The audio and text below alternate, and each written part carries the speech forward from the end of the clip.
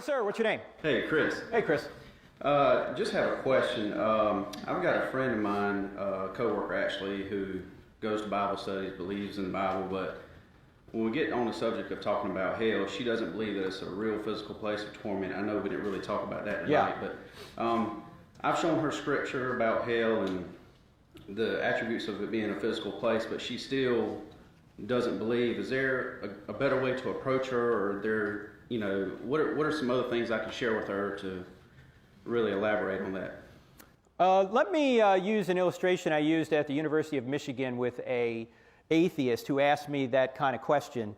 His name was Eddie Tabash, and we were at the University of Michigan, and we got to question one another during the debate. And his question to me was this: Frank, my mother was a survivor of the Holocaust. She lived a life full of pain and suffering. Toward the end of her life, somebody offered her the gospel, but she rejected it. Is she in hell right now? I said, wow, that's a tough question to ask in front of a secular audience, right? So I said, Eddie, I don't know where your mother is now. I don't know if she had a deathbed conversion or not. But if she didn't accept Christ before she died, then God is too loving to force her into heaven against her will. You see, the assumption is everybody wants to go to heaven. That's not true. There are people running from Jesus their entire lives. They don't want to be with Jesus. He's in heaven. And so I asked the audience that night this question. In fact, I'll ask you ladies this question, because this is the question I asked the audience at Michigan, was this. Ladies, have you ever had a man pursue you whom you did not want to date? Some of you are going, yeah, and he's sitting next to me right now. He will not leave me alone.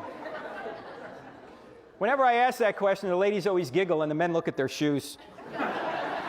Is she looking at me right now?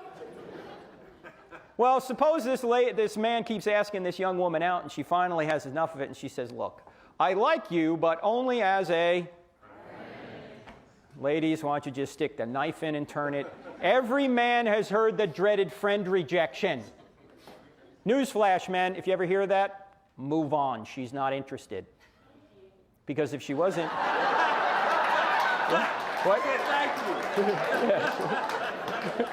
I heard a thank you back there. Move on. She's not interested. All right. Who was that? All right. Very good. Very good.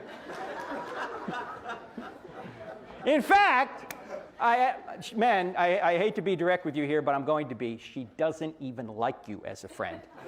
She's just being nice. If she did like you, she'd be interested. Now, suppose this doesn't deter him. He continues to pursue. He continues to pursue. He gets to the point where he says, look, I love you so much, I'm going to force you to love me. Ladies, run, screaming from the building. Can he force you to love him? No, love by definition must be freely given. So if he did truly love you, what would he do? He would leave you alone. That's what God does for us. He sends us cards, letters, and flowers. He sends us creation. He sends us conscience. He sends us Christ. He sends us the Bible. He sends us missionaries. He sends us TV broadcasts, radio broadcasts, TV broadcasts if you have DirecTV. He sends us...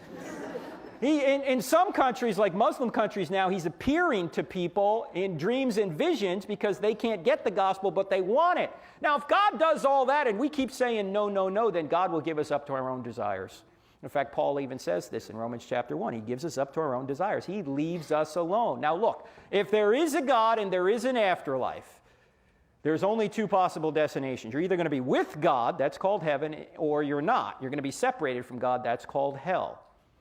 And heaven is, of course, a place of great bliss because you're with the one source, the ultimate source of love and goodness out there. And everybody, whether they're believers or not, here on this earth has some of the benefits of God. His rain falls on the just and the unjust. His common grace goes out to everybody. Everybody experiences love and relationships and good things and these kind of things. But I want you to imagine a place where there's none of that, where there is no love, there are no relationships, there is no hope, there is no future. There's just stone-cold narcissistic self-absorption. That's hell. You're separated from the only source of goodness out there. And according to the Bible, particularly if you look at Luke chapter 16, notice Lazarus and the rich man. The rich man's in hell, Hades, and he's not complaining about, I got to get out of here. He just wants Lazarus to serve him and make him feel better. And he doesn't say, I don't deserve being in here. He just says, go tell my brothers about the resurrection. Hey, they're not even going to believe somebody rises from the dead. Why? Because they don't want to believe. The problem isn't here. The problem's here. They don't want it. So hell is a place of separation from God, and there will be levels of punishment in hell based upon how evil somebody was. Obviously, it would be unjust for God to put somebody, a garden variety person who didn't trust in Jesus, at the same level of punishment as, say, Hitler. Just like there will be levels of reward in heaven. So this seems to be just. And at the end of the day, what I would say to that individual is this. If God is just and he is the standard of justice, whatever happens in the afterlife will be completely just. So nobody's going to complain, gee, I should have gone to heaven, or I should have gone to hell, or any of this. Everyone's going to get exactly what God in his just being will give them because of what they have done, or whether they've put their faith in the salvation of Christ.